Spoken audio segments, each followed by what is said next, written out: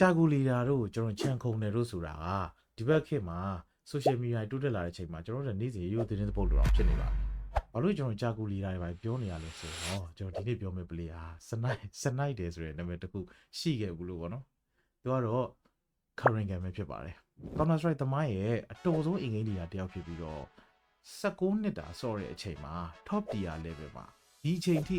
ဒီအခုသက်35နှစ်ဒီ dominate လုပ်နိုင်တော့လို့ပြောပါဗျ1 to 5 1 to 10သူဟာရှိတဲ့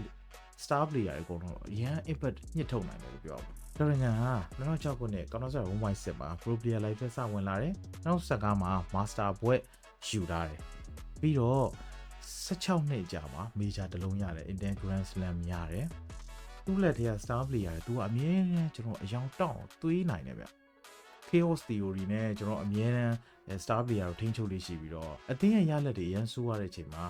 အမြဲတမ်းဝေဖန်နေရတယ် Star Player တွေပေါ့အရန်မိကုန်လို့နဲ့မင်းက viewer မရှိဘဲနဲ့ဒီတိုင်းကစားသမားတွေကောင်းလို့ရတာပါခေတော့မဟုတ်ဗျာ။ तू က mid round calling မှာအကောင်းဆုံး player တယောက်လည်းဖြစ်တယ်။ကရန်က KDA နဲ့ကစားရမှာမဟုတ်ပါဘူး။အသင်းတို့ကကျွန်တော်တို့အမြဲတမ်း information တွေနိုင်ပြီးရပြင် smoke criminal တွေသူ့ရဲ့ surprise typical call တွေပဲ star player လိုက်ဆော့ရုံပဲဗျ။စဉ်းစားကြည့်ဗျ။ player တယောက်ကသူ့အုံနောက်ကဘယ်လို stress ရမယ်ဆိုတာစဉ်းစားကြမလို့ပဲနဲ့ fully focus က aim နဲ့ကျွန်တော်တို့ဒီမှာ movement ပေါ်မှာပဲ view side ရုံပဲဆိုတာ။အဲ့ player တယောက်ရဲ့ impact ကအရန်ကန်တက်မရှိထွက်တယ်ဗျကျွန်တော်ဒုံနောင်ကရင်ငန်လက်ထဲရောက်သွားတယ်ရှယ်ကြီးဖြစ်မလားမသိပြီးတော့ကရင်ငန်အနေနဲ့ crowd control လည်းတအားကောင်းပြီးတော့ကျွန်တော်ကရင်ငန်ပါတဲ့ပွဲတွေကအမြဲတမ်းလူစိတ်ဝင်စားမှုများလေးရှိတယ်2022ရဲ့ N1 Major Grand Final ဆိုတာ totally view 21 million ထိအောင်ရှိရဗျသူ့ရဲ့ပုံမှာ27 million နဲ့နာဘီရတဲ့ Major ဒီ Store Home Major တခုပဲရှိရောဗောနော်2022ရဲ့ N1 Major ဒုတိယနေရာထိတော့ရလာတယ် Current Game လာပြီ Current Game ဆော့ပြီဆိုတာနဲ့ international break တွေအရင်စိတ်ဝင်စားတာသူဟာဒီနေရာကို analytical mindset နဲ့အမြဲတမ်းထိန်းထားတာဖြစ်ပြီးတော့ CS9 ကနေ CS2 ပြောင်းလာလဲသူ့ strategic brilliance and adaptability တွေကြောင့်သူဘယ်လိုမျိုး game ကိုကြည့်ရမလဲဆိုတာအရင်အောင်တော်တဲ့လူတယောက်လို့ပြောမှာဗျပြီးတော့အသင်းရဲ့စီမံခန့်ခွဲမှုတွေမှာလည်းသူဘယ်တော့ဝင်ပါလိမ့်မရှိဘူးဥပမာကျွန်တော်နောက်ဆုံး range ထွက်သွားတဲ့ကိစ္စဆိုသူဒါနဲ့ပတ်သက်ပြီးတော့ဘာမှလည်းမပြောဘူးသူက in game လေးနဲ့ဟုတ်ပဲဒီက view site တာကျန်တဲ့နေရာတွေစိတ်ထွေပြမှုမရှိအောင်သူအမြဲတမ်းကျွန်တော် game ကိုပဲ focus ရှိပါတယ်မယုံရင်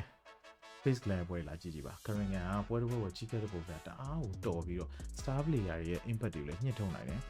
ခါကျရင် surprise score တွေပါလောက်တက်လေးရှိရဗျကျွန်တော်အတွက်ရော community အတွက်ရော current က go in game နေတာပဲဗျသူအသက်35နှစ်ရှိနေပါပြီ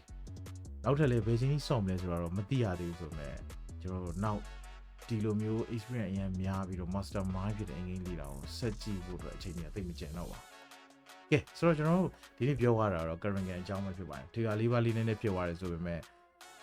ဒါ current game နဲ့ကျွန်တော်ပတ်သက်သမျှကျွန်တော်သိသမျှအကြောင်းရတော့ကျွန်တော် no secret နဲ့တိုက်ရိုက်ပြောရဖြစ်ပါတယ်နောက်ထပ်လည်းဘယ် player တွေအကြောင်းသိချင်လဲဆိုတော့ comment မှာမှန်ဝါပြီးလို့ရပါတယ်ကျွန်တော်တွေ့ပါတယ် comment မှာ Centaurus စီဖြစ်ဖြစ်ကျွန်တော်နောက်ထပ် Candias စီဖြစ်ဖြစ်ပေါ့နော်အားသာအများကြီးကျွန်တော်နှုတ်တက်လုပ်ထားပါတယ်အကုန်လုံးလည်းဆင်းလိုက်လုပ်ပေးပါမယ်